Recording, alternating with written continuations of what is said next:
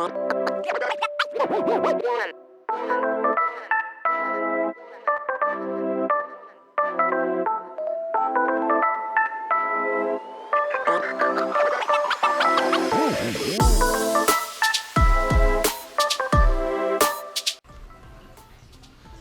going on, guys? So just finished eating the bass fillets, and I gotta say it's pretty good. It's not bad at all.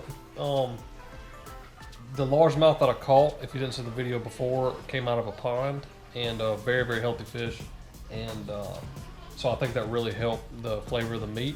And basically, you know, I did this video. This is a very simple recipe. All I had was Zatarain's fish fry, New Orleans style, canola oil, and then the fish fillets. I didn't put them in milk. I didn't put an egg batter on them, nothing like that. I just put them straight into the fish fry and just threw them in the pan, as you probably saw in the video.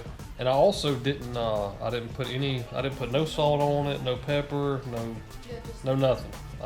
Nothing. I just left the fish fillets like they were, dipped them in the fish fry, threw them in the skillet, and they really turned out great. So as far as like a very simple, very simple, very easy way to, you know, cook probably really any fish, but this was particularly with largemouth bass. I think it turned out really great. I mean, the fish looks great here. I'll show you. Let's see if I can. So see, there's actually look how flaky that is. It turned out to be really good. So yeah, that's my thoughts on it, and I had a lot of fun doing it.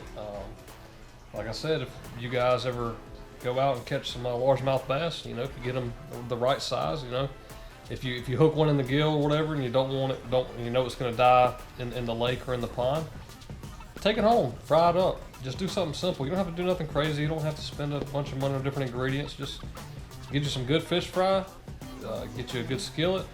Put about 1 inch of canola oil in that skillet, and then just set them in there and fry them until they're golden crispy. And you got you some bass to eat. I want to thank you guys for watching the video. Thanks for tuning in. If you enjoyed the video, be sure to smash that like button and consider subscribing to the channel. I'll be doing more catch and cook videos, and I'm always doing fishing videos. So, and I got a pretty cool trip lined up coming up in a few days, and hopefully we'll have that video posted next week. But yeah, thanks a lot, guys. Thanks for tuning in, and as always, stay classy.